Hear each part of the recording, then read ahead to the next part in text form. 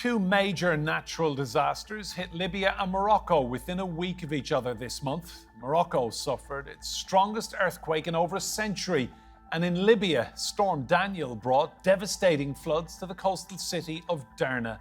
Despite Europe's promises of aid, could the continent be doing more?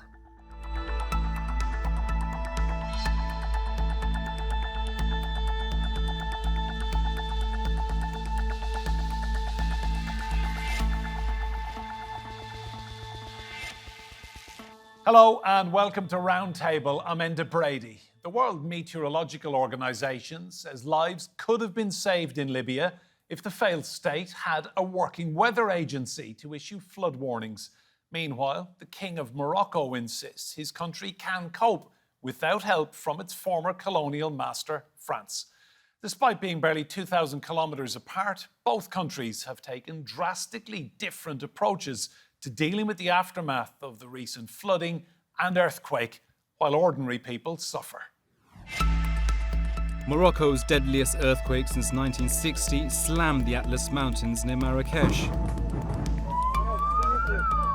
Just days later in Libya, Storm Daniel burst two dams to flood Derna, carrying a fifth of the city underwater.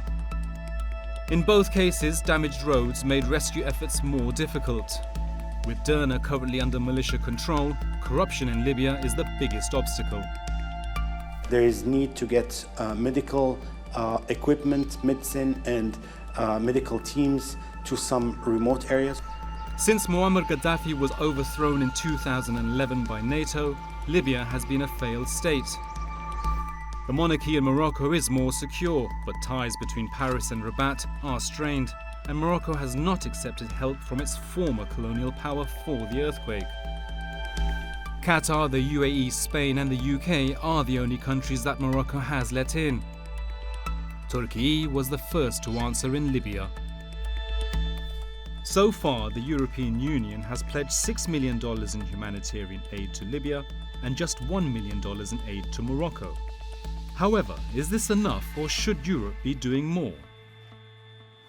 Well, let's meet our guests. In Benghazi in Libya is Kasim Mahjoub, a member of the Bayda municipality emergency team in the Derna region.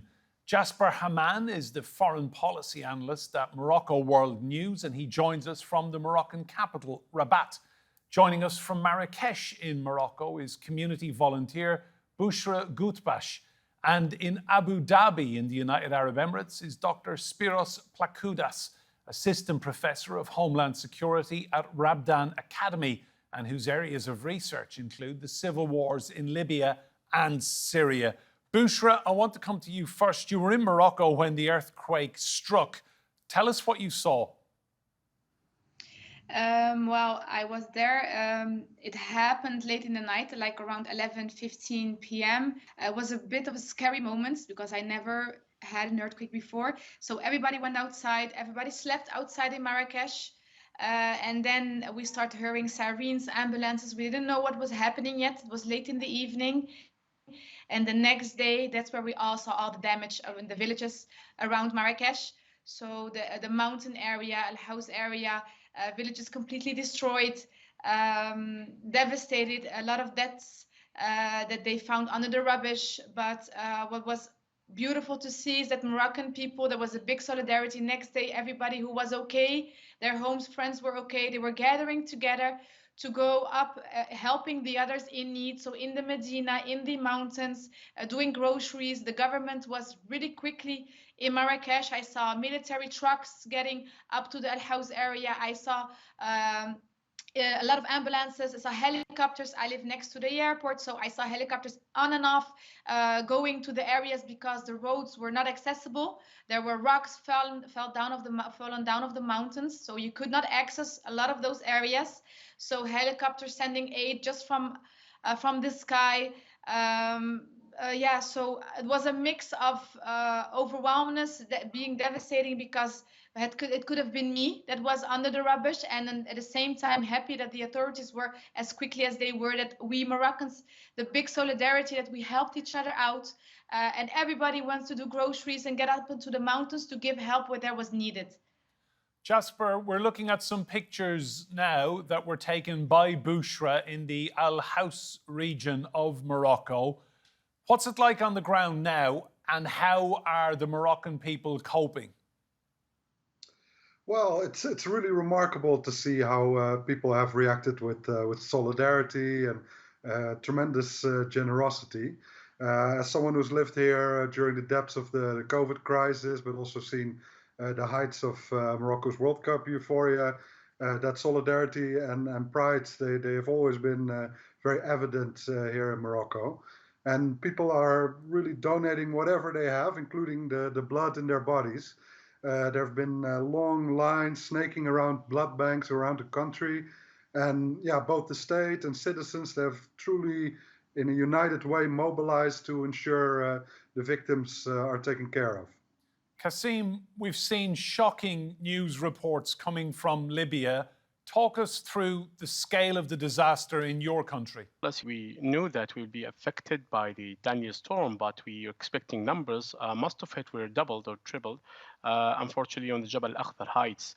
Jabal Akhdar in English is Green Mountain, so the city was one of the highest in Libya. So we always expect a high amount of rain, but this time the record was about 3 times in 24 hours only than the record that we have. It was 145 millimeters, and the rain amount at that day was about 414. So all the area was affected, but the most effect was in Derna, because Derna has a big valley called Derna Wadi, Wadi Abu Mansour. It was a known place. It has a big history with floods in Derna. And it, unfortunately, we only protected by 2 dams.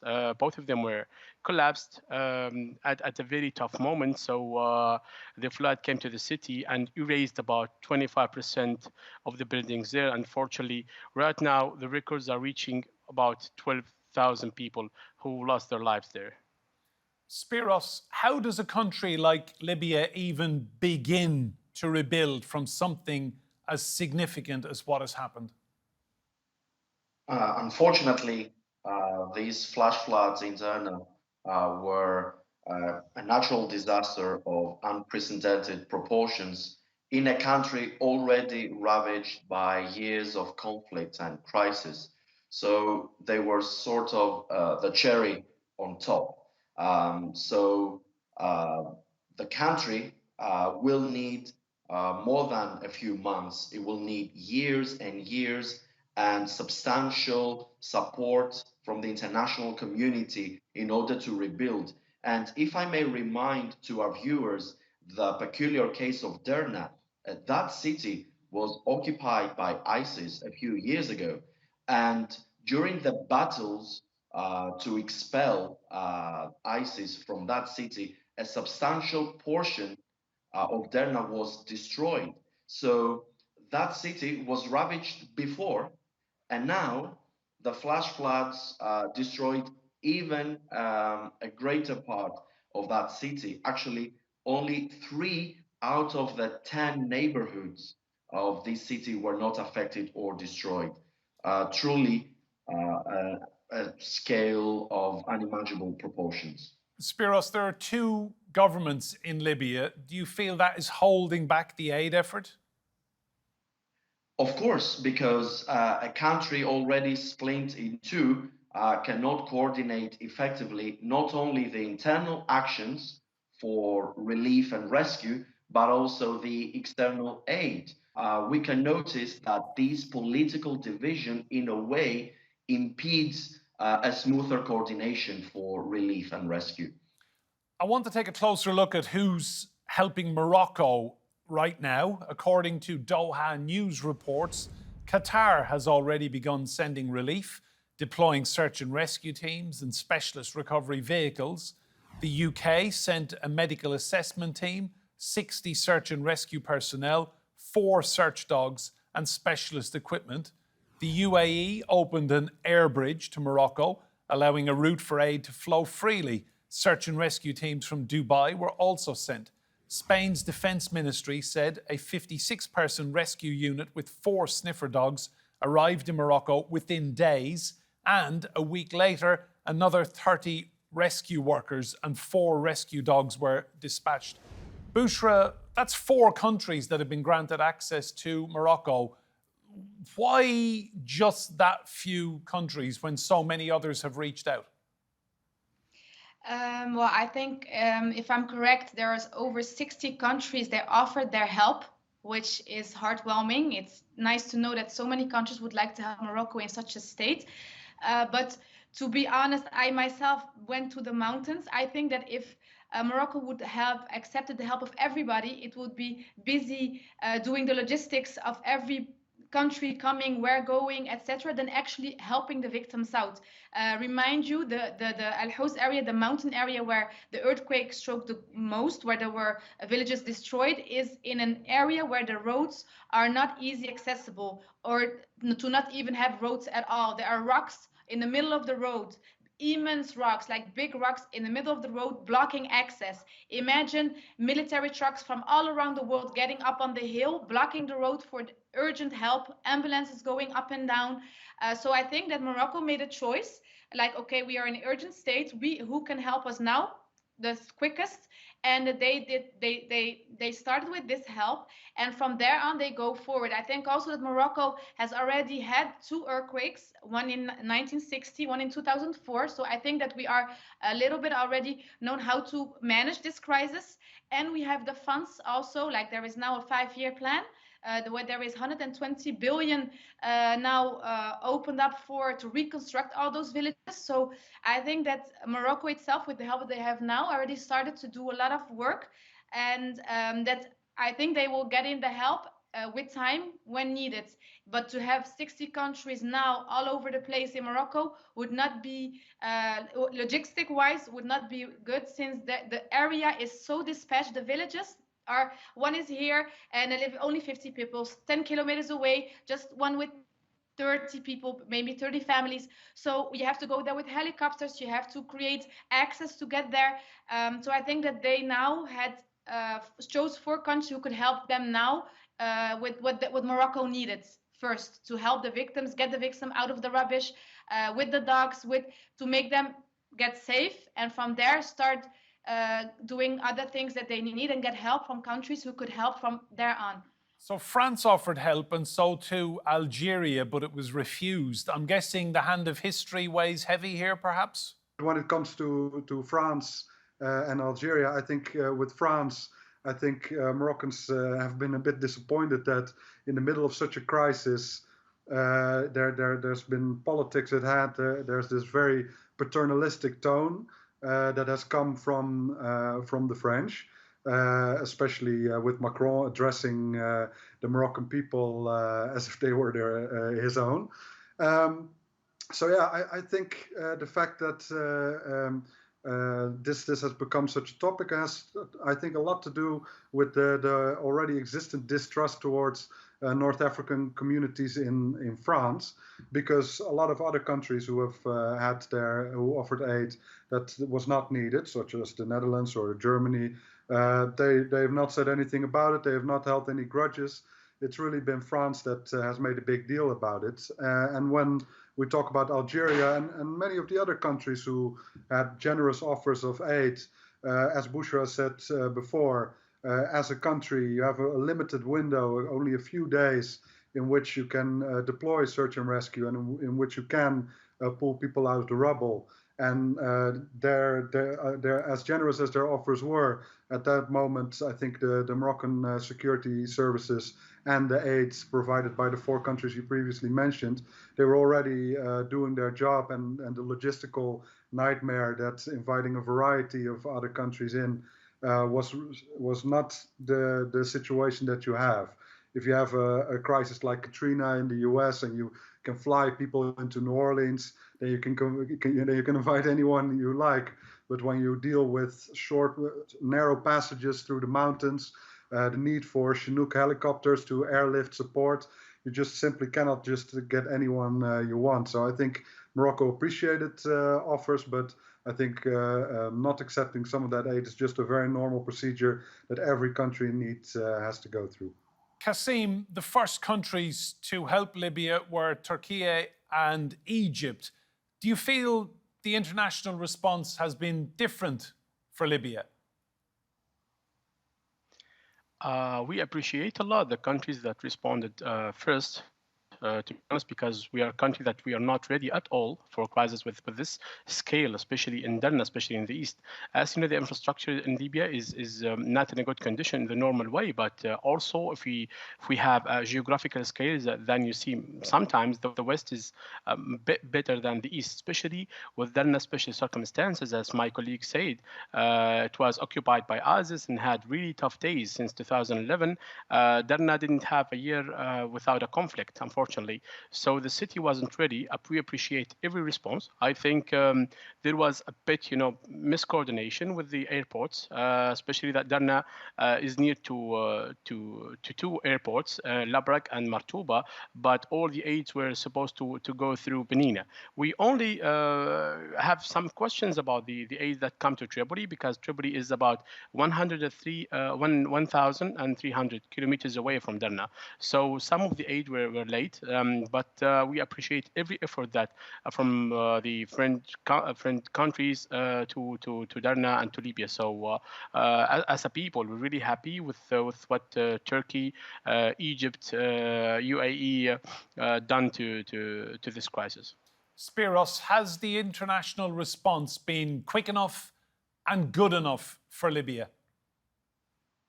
Well, I suppose that it was not as quick as it should have been for a catastrophe of such proportions.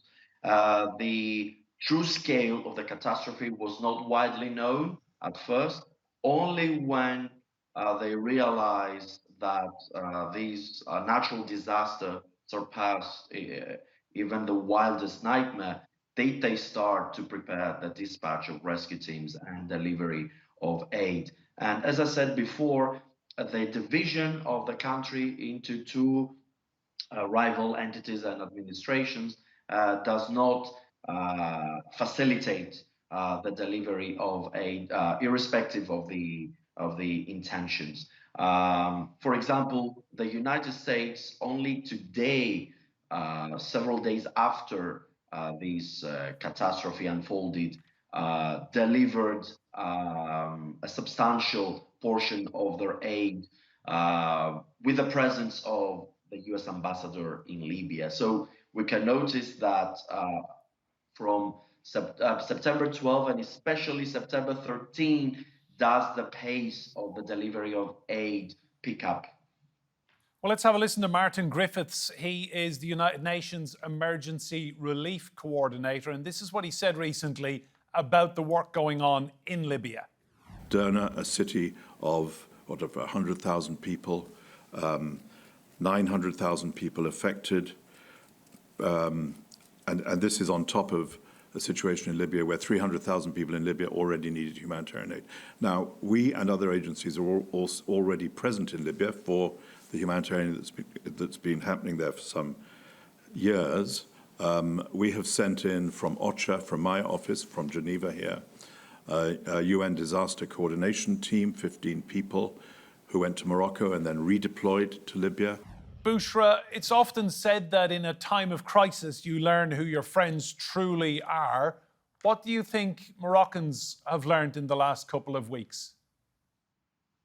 I think that what we have seen with each other is that we are there to help out each other. Everybody was asking around if everybody was okay, and without even having a sort of communication, I crossed into, when I was to the supermarket doing groceries to help the victims of the earthquake in the mountains, I stumbled on friends, family, clients of mine. Everybody had the same reflex. So what we showed it, like we said before, with the World Cup, but it was times of happiness.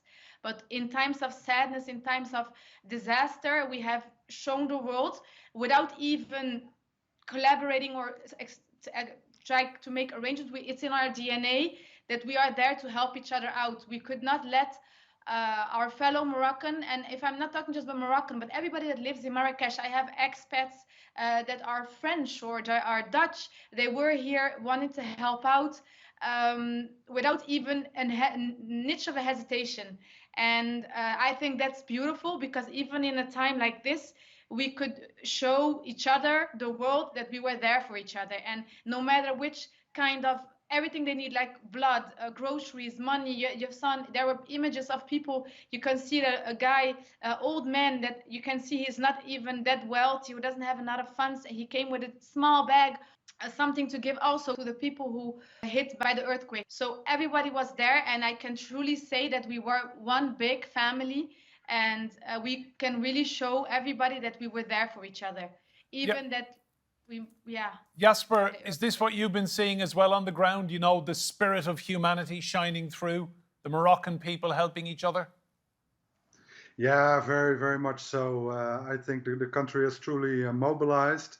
I think it is on people's minds when Moroccans talk to each other, they already inquire how they are doing in a very elaborate way. But that has now also included. I hope you don't have family or friends in the region. It is on people's minds all the time, and at the same time, there's now the gigantic task of rebuilding the affected area, and to make sure that it's rebuilt stronger and better, because this crisis has laid bare how disconnected some of these remote communities can be from the modern heart of the country. Kasim, can I ask you, the United States, the United Kingdom, other European countries, they've all been very quick in the past to intervene in Libya. Do you feel they haven't been very quick to respond this time when you actually need some help? To be honest, yes, because they supported the Libyan people in the revolution 2011. They should, revolution is starting from scratch in most of matters in Libya, as you know, because for 40 years the government didn't have, a focus on the infrastructure. So the situation is getting worse and worse, and there is no maintenance, and we have really low capacity that we surprisingly discovered in this crisis, that we don't have the ability to stand up, the ability to face something big like this. So we were counting a lot on the different countries in Europe, UK, and US, of course, because right now we need a special kind of help, not only aid, but we're trying to rebuild what destroyed in our country. Also, we take care about the such infrastructure like the dam of Derna. We have a lot of similar infrastructures that it will cost lives if we didn't take care of it in the right way. So we count on them a lot, and yes, I expected more and more. Spyros, can I ask you, do you think some countries are wary of sending money to either of the governments in Libya because they fear it will be simply siphoned off or pocketed by corrupt politicians? At the moment, I suspect that no, because most of the countries coordinate with both administrations, and usually in times of natural disasters or other crises, they do not speculate whether this money will siphon off into the pockets of corrupt politicians or not. They just focus on the need to deliver as quickly as possible relief aid. However, as the quality or status of the infrastructure projects in the country indicates, corruption does exist and did cause a decay in these infrastructures, hence the thousands and thousands of dead in this natural hazard. My final question is to you, Bouchra. Winter is coming. How imperative is it now that rebuilding efforts of those villages and communities in the Atlas Mountains are quickened up, because it's going to get very, very cold there very quickly? Yeah. It's already getting cold there, and there an immense of delivery of blankets, cold, warm clothes for the cold. So they have already received tents. Everybody is in place, who even people and authorities, to give them everything they need to, at least in time that they rebuild everything. As I said earlier, the government already has set a 5-year plan to rebuild everything, and in the meantime, we as Moroccans and the government is trying to give them everything to, at least this cold winter, have everything in place to get through this cold winter, because it's really cold. So with everything we can and what the government already is doing, they're trying to give them a sort of comfort until they rebuild their villages. Bouchra, Jasper, Spyros and Kasim, thank you all for your insight on this edition of Roundtable, and we wish both of your countries the very best in the rebuild. Remember, you can see more discussion and debate on our YouTube channel. Search for Roundtable TRT World. But for now, from me and Brady and all of the team here, goodbye and thank you for watching.